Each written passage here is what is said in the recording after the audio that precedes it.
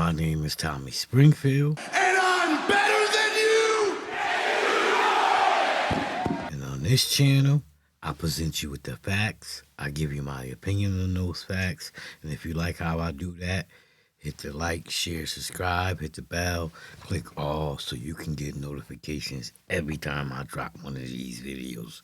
Maybe you've been here before, maybe you knew, but please allow me to reintroduce myself. I like to think of myself as a superhero, you know, but the ghetto version like Batman, but I'm a Batman. I live in a Bat cave, I drive a Batmobile, and I promise you, I'm that ninja. Today's video is about a female, a foster mother who had a 10-year-old boy, and she laid on top of him and killed him. And she was sentenced this week to only 6 years, if I'm correct. We'll get into the video. You know, enough of me talking, and we'll figure it out. Dakota Levi Stevens isn't yet in custody, but she is charged in his death, accused of asphyxiating him while restraining him.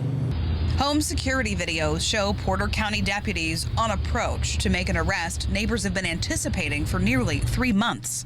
It's sad for what she did and how long it's taken. Deputies had planned to take into custody the foster mother of 10-year-old Dakota Levi Stevens. He died in April under circumstances that weren't clear at the time, but prosecutors now say his foster mother, Jennifer Wilson, killed him when she lay on top of him in their yard for more than 8 minutes, cutting off the oxygen to his brain. Wilson is now charged with reckless homicide, but she's not in custody because she and her husband were out of town when deputies arrived at their home. You know, my daughter seen it happen. My daughter walked by while that little boy was laying on the... I'm a little confused. How can you lay on top of a dude, you like 4'11", close to 300 pounds. He a little kid, 4'3", 4'6", and like 90 pounds, and you didn't attempt. That's murder.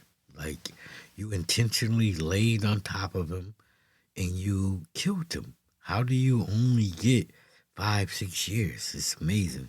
Ground dying. So we were hoping for some justice today, and it didn't happen. Court records show Wilson told deputies during an interview that Dakota was acting out. He'd run away to a neighbor's house, accusing his foster parents of hitting him, and he refused to get out of the car when Wilson brought him home. She restrained him on the ground with her body. In those records, a description of what happened. Now, do you hear what happened? He ran away to the neighbor's house, say they was hitting on him, and refused to get out the car. So in front of this neighbor, she took him and laid him on the ground and laid on top of him.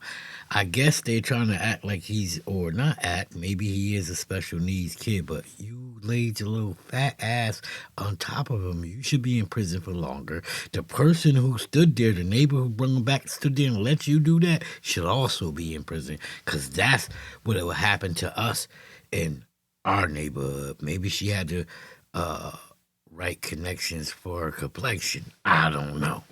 And over the course of 5 doorbell videos that captured the incident. The first 2, deputies say, show Dakota screaming underneath Wilson's weight, her body positioned near his head and neck. In the next 3 videos, he doesn't move.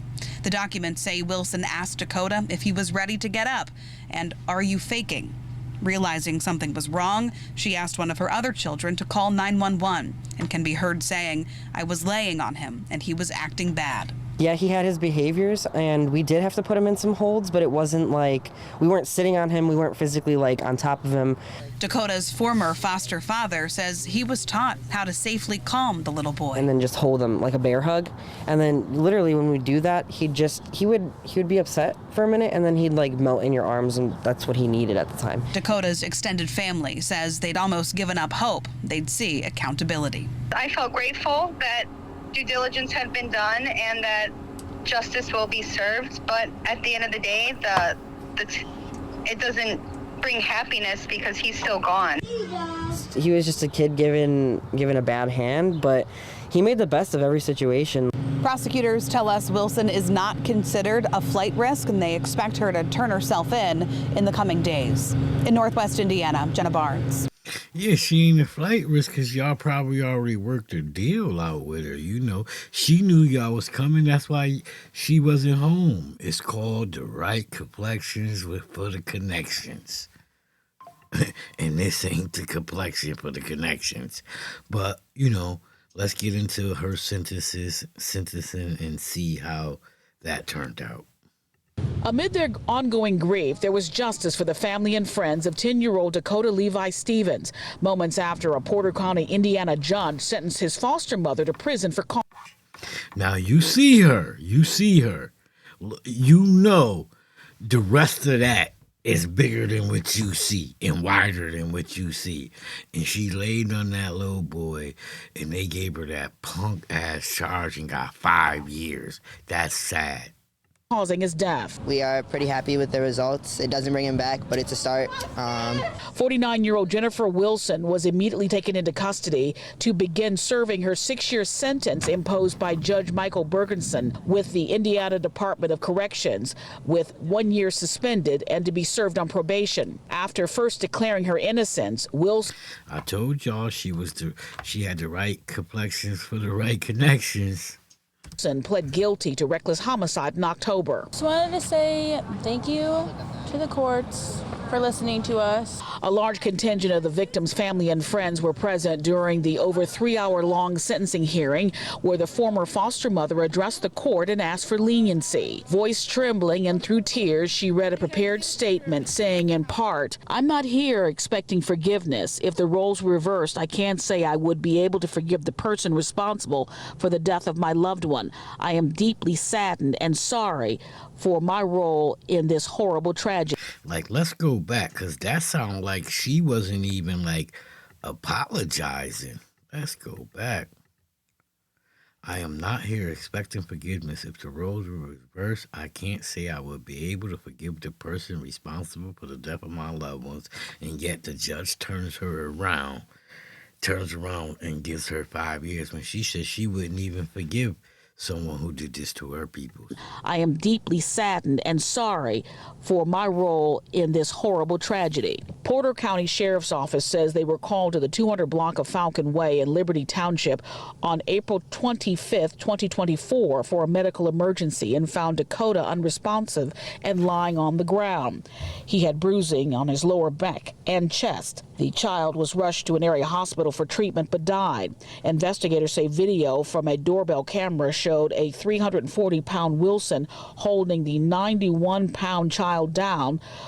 340 pounds, and he was 90 pounds, and she laid on top of him on the ground, and the state was willing to work a deal with her. Wow. There should have been no deal. You should have been seeking the max penalty, the maximum crime. And I'm telling you, the person who drove the kid back to the house and stood there, anybody that stood around should have got 5 years. You get 5 years. You was there, you get 5 years. You was standing around, you get 5 years. You didn't stop her, you get 5 years. She should have got way more than 5 years. While she says he was acting out. She's taken a big part of us away from us, but yet she got to live her life for another 9 months after his death. And as the family says, today's sentencing will help them try to move on. It can't dull the pain of the loss of a child. It gives us a little closure, but we'll never heal. He will always be missed. He's always in our hearts and our minds. Watch breaking news on YouTube. Subscribe to ABC. That's some crazy shit. I seen the story. I thought it was interesting. And I think on the radio they talked about this story. But like I always say, I present you with the facts. If you like how I do that, click that like, share, subscribe, hit the bell, click all so you can get notifications every time I drop one of these videos. If you're a supporter of the channel, much love and respect goes out to you. I salute. And if you're one of these haters and you support this type of behavior, cut the shit. That part.